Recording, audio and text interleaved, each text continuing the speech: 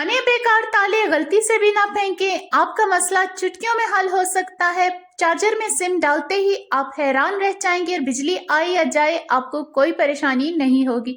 Mat furniture को polish करने का अमेजिंग एक ट्रिक आपके साथ शेयर करूंगी और बहुत सी टिप्स एंड ट्रिक्स और हैक्स जो आपके बहुत ज्यादा टाइम सेविंग और मनी सेविंग कराएंगे। वीडियो बहुत जबरदस्त अमेजिंग इंफॉर्मेटिव होने वाली है, एंड तक लाजमी देखिएगा और कोई भी एक पार्ट पसंद आता है तो लाइक जरूर कर दीजिएगा। अस्सलाम वालेकुम, Huma kitchen tips and tricks में खुशामदीद। उम्मीद है आप सब खैरियत से होंगे।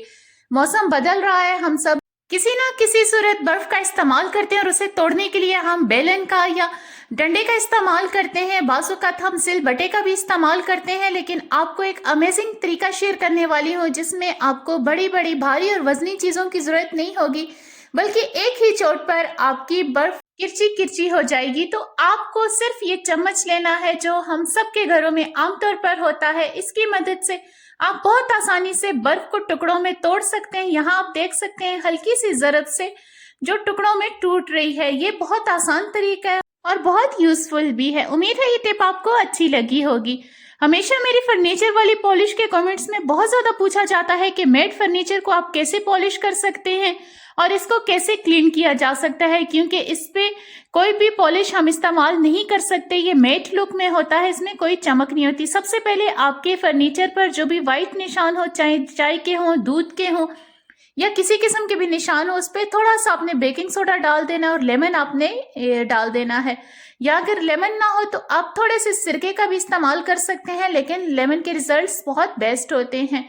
तो चूंकि हम इसको क्लीन करने के लिए किसी भी महंगे क्लीनर का इस्तेमाल नहीं कर रहे और यहाँ आप इसका रिजल्ट देखकर यकीनन हैरान रह जाएंगे। सिर्फ इतने ही सी काम पे अगर आपकी चाय गिरी हो, गर्म स्टीम के निशान होंगे या दूध गिरने के किसी भी चीज़ के मेकअप के निशानात होंगे तो वो बहुत अच्छे से क्लीन हो जाएंगे। अब आपने साफ कपड़ा लेकर धूल मिट्टी को झाड़ देना है। जितनी भी डस्ट होगी आपने उसे अच्छे से रिमूव कर देना है। यहाँ पर हम इसे क्लीनिंग के लिए दूसरे प्रोसेस में दाखिल होने वाले हैं। अब ये मैट है, क्योंकि इस पे कोई शाइन नहीं है, कोई ग्लॉस लुक नहीं होती, तो मैट फिनिश को क्लीन करने के लिए हम किसी पॉलिश का इस्तेमाल नहीं करते। यहाँ पर मैंने जो हमारे घर मॉइस्चराइजिंग क्रीम या लोशन होती है, अगर आप चाहें तो कंडीशनर भी इस्तेमाल कर सकते हैं, हेयर कंडीशनर जो होते हैं, तो आपने हल्का हल्का इस पे स्प्रेड कर देना है। आप अपने मैट फर्नीचर को और अपने दूसरे फर्नीचर को भी इस तरह बहुत आसानी से क्लीन कर सकते हैं। आपने इसे अच्छे से स्प्रेड कर बहुत थोड़ी सी मिकदार आपने इस पर लगानी है। अगर आप पास कोई एक्सपायरी कंडीशनर क्रीम या लोशन हो तो आप उसका इस्तेमाल भी कर सकते हैं। अब आपने एक साफ सूती कपड़ा ले लेना है कॉटन का और इसको अच्छे से स्प्रेड भी करते जाना है और इसको अच्छे से रब भी करते जाना है, ताकि जितनी भी ये वुडन पीस है आपका वो अच्छे से नरिश हो जाए, मॉइस्चराइज हो जाए। इससे आपके वुड पीस की जो लाइफ है वो इंक्रीज हो जाती है, वो काफी अरसे तक आपके पास रहता है और इस पे एक लेयर सी बन जाती है जो उसे प्रोटेक्ट करती है। तो आप यहाँ पर देख सकते हैं ये कितना अच्छा क्लीन हो गया है और इस पे जो भी स्टेन्स थे खत्म हो गया। अब इसमें कोई शाइन नहीं आई, क्योंकि ये मैट है तो यहाँ पर इससे शाइन नहीं आएगी, लेकिन इसकी सफाई बहुत अच्छे से हो जाएगी। तो ऑयल से सफाई करने अवॉइड कीजिएगा। इस तरह अगर आप एक दफ़ा सफाई करेंगे तो फ़र्क आप वाज़े देखेंगे। यहाँ पर आप वुडन पीस में अच्छे से फ़र्क देख सकते हैं कि कितनी अच्छी ये सफाई हुई है। नेक्स्ट टिप भी मेरी बहुत मज़े की है। इस तरह एक गार्लिक पीस से आप अपनी बहुत बड़ी परेशानी का हल कर सकते हैं। सिर्फ आपने एक जवा लहसुन का ले लेना है और उसको आपने छिलका उसका उतार देना है। ये एक लहसुन का पीस आपके हजारों रुपए की बचत कराएगा और आपकी बहुत बड़ी परेशानी को मिनटों में हल कर देगा। आपने सुई धागे की मदद से इस तरह इसे प्रो लेना है। फिर आपके पास अगर लौंग हो, गरम मसाले वगैरह से निकाल दें, इनकी बहुत तेज़ अरोमा होती है और ये हशरात वगैरह को बिल्कुल भी पसंद नहीं है। आपने इन सब लौंग को इस तरह लहसुन में लगा देना है। जितने भी लौंग इसमें लग सकते हैं आपने अच्छे से इसमें लगा देने हैं। लौंग की तेज़ खुशबू और लहसुन की खुशबू से जितनी भी मक्खियाँ मच्छर हैं आपके घर से दूर रहेंगे। आप इसे जो भी आपके घर का दाखिली दरवाज़ा है, विंडो है, उसके साथ आप लगा लेंगे तो उस एरिए में बिल्कुल भी मक्खियाँ मच्छर नहीं आएंगे। आसान और इफ़ेक्टिव एक हल है। इस तरह की पिज़्ज़ा टेबल्स भी हमारे घर में मौजूद होती हैं। आपने एक पिज़्ज़ा टेबल ले लेनी है और उसको आपने डबल टेप की मदद से किसी भी खाली डिब्बे के ढक्कन के साथ आपने इस तरह अटैच कर देना है। ये अब आपके लिए इतनी ज़बरदस्त चीज़ बनकर तैयार होगी है जो आप कई पैसे लगाकर ख़रीदते हैं और आप इसे ज़ीरो कॉस्ट घर पर बना सकते हैं। अब हम मोबाइल तो सभी देखते हैं और ज़िंदगी का बहुत अहम हिस्सा बन गया है। हाथ में उठाने से आपकी कलाइयाँ भी दर्द करती हैं। जब भी आप किचन वगैरह में या बच्चों को लगा कर दें तो ज़बरदस्त एक स्टैंड बनकर रेडी हो गया है जो मूव भी करता है। बच्चों वाले घर में अमूमन बच्चे जब बबल गम्स खाते हैं तो इस तरह फर्नीचर के साथ लगा देते हैं जिसको रिमूव करना मुश्किल होता है। अगर आप इसे रिमूव करते हैं तो इसका कुछ हिस्सा रह जाता है। आपने कोई भी ऑयल ले लेना है। यहाँ पर मैंने सरसों का तेल लगाया और कुछ मिनट आपने इसको लगाकर छोड़ देना है। अब आपने एक पेपर को अच्छे से फोल्ड कर देना है और उसकी मदद से आपने इसे थोड़ा थोड़ा स्क्रैच करना है।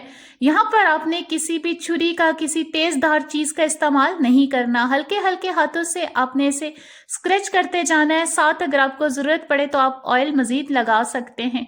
तो जो ज्यादा हिस्सा है वो रिमूव हो जाएगा, जो थोड़ा बहुत है वो भी आपने इसी पेपर की मदद से स्क्रैच करना है।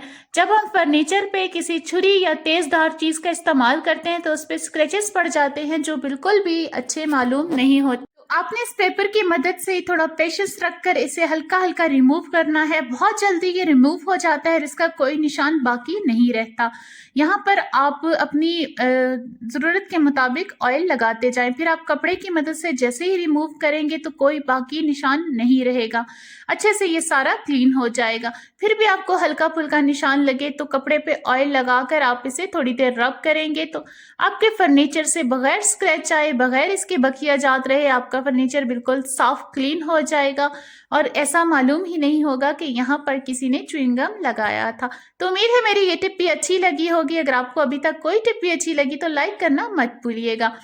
जब भी इस तरह हम खीरा वगैरह इस्तेमाल करते हैं, रायता बनाते हैं, किसी चीज़ में आधा अगर बच जाता है तो उठाकर रखते हैं तो बहुत, अगर आप खुला रखते हैं तो बहुत अनहाइजीनिक सा लगता है, दोबारा इस्तेमाल करने को दिल नहीं चाहता। कुछ भी फॉइल पेपर आप इसे अच्छे से रैप करेंगे तो जब आप दोबारा इस्तेमाल करेंगे ये बिल्कुल फ्रेश तरोताज़ा रहेगा, साफ रहेगा, इस पे कोई भी बैक्टीरिया वगैरह अटैक नहीं कर पाएगा। यकीन जानिए अगर आपके पास एक लेमन घर पर मौजूद है तो आपके हजारों रुपए की बचत हो सकती है।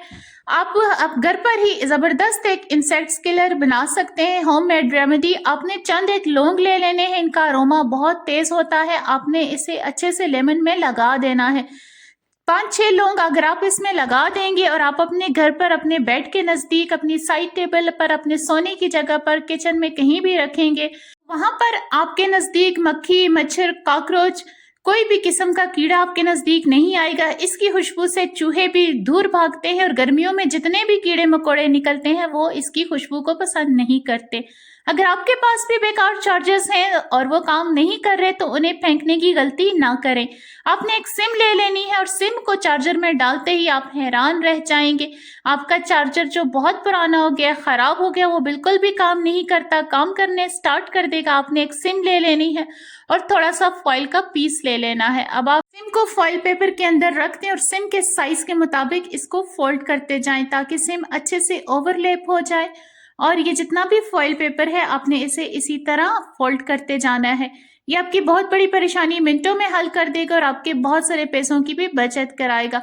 अब ये अच्छा सा फोल्ड हो गया है। आपने अब चार्जर के अंदर इसको अच्छे से इंसर्ट कर देना है। बाजों का चार्जर काफी टाइम पड़े रहते हैं, उसमें धूल मिट्टी चली जाती है, कोई कचरा चला जाता है। जब आप इसमें केबल लगाते हैं तो इसमें अच्छा सा करंट पास नहीं होता। इसे आप हल्का सा पुश करेंगे तो जितनी भी धूल मिट्टी होगी, कोई कचरा होगा, कोई चीज चली जाएगी तो वो आसानी से निकल जाएगी। आपका चार्जर दोबारा से काम करने लग जाएगा। यहाँ पर मैं आपको लगा कर भी दिखा रही हूँ। दोबारा आप केबल लगाएंगे और आप किसी भी मोबाइल को इस पे चार्ज करने रखेंगे तो वो बहुत अच्छे से चार्ज लेने स्टार्ट हो जाएगा। इस तरह आपका बेकार पुराना पड़ा चार्जर भी दोबारा काम के काबिल हो जाएगा। और सिम के साथ, क्योंकि इसका साइज बिल्कुल अच्छा बैठता है, फॉइल पेपर के साथ भी सारा कचरा निकल आता है तो आपका चार्जर दोबारा से काम करने के काबिल हो जाएगा। अब आप बेकार चार्जर्स को दोबारा इस्तेमाल में ला सकते हैं। तो अगर आपको ये टिप अच्छी लगी हो तो लाइक कर दीजिएगा और प्यारा सा एक कमेंट जरूर कीजिएगा। हमारी कोई ऐसी लिपस्टिक होती है जो हमें बहुत पसंद होती है, वो दोबारा हमें शेड भी नहीं मिलता। अगर वो बच्चे तोड़ दें या इस तरह टूटी हो तो उसे आप आसानी से रिपेयर कर सकते हैं। आपने कोई भी गर्म चीज़, चाहे कटोरी हो, तवा हो, इस तरह की जो चम्मच हो, आपने उस गर्म के साथ इसे लगा देना है और दोबारा आपने टूटे हुए हिस्से के साथ जोड़ देना है। बहुत ईजीली ये जुड़ जाती है, गर्म होने की वजह से पिघल जाती है और जैसे कि मोमबत्ती टूटी होती है, जुड़ती है, इसी तरह ये लिपस्टिक भी दोबारा जुड़ती है।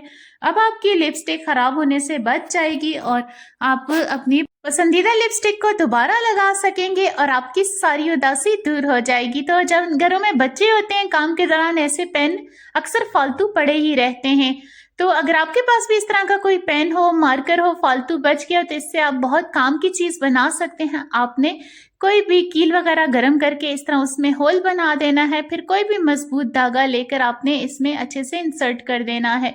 तो ये मार्कर है, तो इसके अंदर छोटी सी बुरशी वगैरह होती है, वो आपने निकाल देनी है और आपने कोई भी मजबूत धागा इसमें डाल देना है। अक्सर जो बोरी का धागा आता है ऊपर से हम खोलते हैं, उसे आप रख दिया करें, तो आपके घर में, किचन में बहुत ज़्यादा वो काम आ सकता है। यहाँ पर मैंने एक धागा अच्छे से यहाँ पर डाल दिया और इसकी पीछे से केप लगा दी है। जो गिरा वाला हिस्सा है उसे मैंने अंदर की तरफ कर दिया। तो ये हमारे पास इतनी अच्छी अज़रबंदानी बनकर रेडी हो गई है। तो ये घर में जितनी भी हो कम होती हैं, तो आप इस तरह इजाफी बनाकर रख सकते हैं, क्योंकि इनके खोने का भी डर रहता है।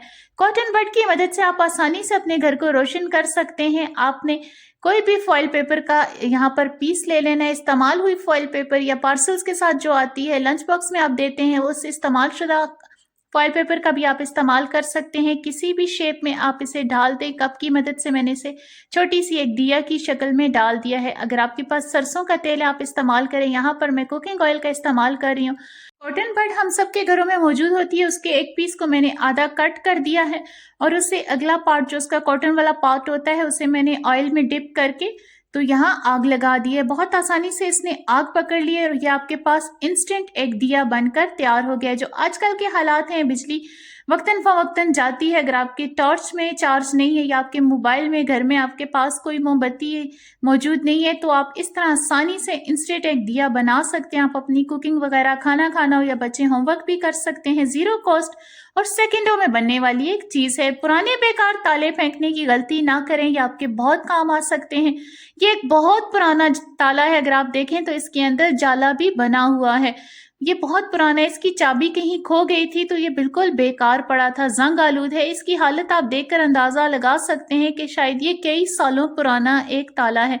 इसकी चाबी भी ही कहीं गुम हो गई है, तो ये इसकी चाबी न होने की वजह से बेकार पड़ा है। तो यहाँ मैंने एक सेफ्टी पिन ले ली और उसे मैंने यहाँ पर प्लास की मदद से, जो कटर वाला हिस्सा होता है, मैंने इसे कट कर दिया। बहुत इजीली कट हो जाता है। आपने कटर वाले पार्ट में इसको अच्छे से डालकर और दबाना है तो ये कट हो जाएगा। इक्वल पार्ट आपने कट कर देने हैं सेफ्टी पिन। अब आपके घर में जितने भी ताले हैं जिनकी चाबियां खो चुकी हैं, जो बिल्कुल बेकार हो गए, आप इनकी मदद से उन्हें दोबारा खोल सकते हैं। या आपने ताला लगाया है, चाबी आपसे अंदर रह गई है या आप कहीं बाहर से वापस आते हैं, तो इस सेफ्टी पिन की मदद से सेकंडों में अपने ताले को खोल सकते हैं। इस तरह आपने चाबी वाली जगह पे इसे इंसर्ट कर देना है और इसे हल्का सा दबा देना है। एक तरफ आप टर्न करेंगे, जैसे आप चाबी को टर्न करते हैं तो ताला ऑटोमेटिकली खुल जाएगा। अब आपने पुराने से पुराने ताले को भी इस्तेमाल कर सकते हैं। और अगर आपकी चाबी आपसे कहीं गुम हो गई है और आपने ताला खोलना है, तो आपको घंटों खड़े होने का इंतजार करने की जरूरत नहीं। आप किसी भी ताले को सेफ्टी पिन की मदद से इजीली खोल सकते हैं। उम्मीद है मेरी ये टिप भी आपके काम आई होगी और आपकी बहुत ज़्यादा परेशानी को ख़त्म कर देगी। तो अभी तक अगर आप मेरे साथ हैं, अगर आपको वीडियो में कुछ अच्छा लग रहा है तो वीडियो को लाइक ज़रूर कीजिएगा। ये आपकी तरफ से मेरे लिए प्यार होता है और मेरे लिए बहुत बड़ा तोहफा होता है। अगर आपकी ज़िंदगियां दवाइयों पे चल रही हैं और आप बहुत ज़्यादा दवाइयों का इस्तेमाल करते हैं, तो ये छोटी सी एक चीज़ आपकी ज़िंदगी से बहुत ज़्यादा दवाइयों को ख़त्म कर देगी। ये है सौंफ है, सब्ज़ दाने। ये अक्सर ही हमारे घरों में मौजूद होते हैं, लेकिन हम इसके इस्तेमाल से नावाकिफ़ होते हैं। अगर आपके घर में भी सौंफ है तो आप उसे ज़रूर इस्तेमाल कीजिए। आपकी छोटी छोटी बीमारियां बगैर किसी दवाई के, डॉक्टर के, ख़त्म हो जाएंगी। तो आपने सौंफ ले लेनी है और उसे अच्छे से साफ कर देना है। ये सौंफ जो होती है नज़र की कमज़ोरी को दूर करती है, हाजमे को दुरुस्त करती है, पेट में जमा होने वाली गैस को, अफारे को ख़त्म करती है। आपके गले के लिए बहुत मुफीद है। अगर आपको नज़ला ज़ुकाम से जो दर्द होते हैं उसके लिए बहुत मुफीद है। आपके वज़न को कम करती है, आपके जिस्म में रुके हुए पानी, इजाफी पानी को निकालती है। और ये ऐसे समझें कि ये आपके घर पड़ा हुआ सोना है, सोने से भी ज़्यादा कीमती है। तो आपने हाफ चम्मच इसकी ले लेनी है और किसी भी नॉर्मल पानी में आपने डालकर इसे छोड़ देना है तकरीबन 1 से 2 घंटे तक।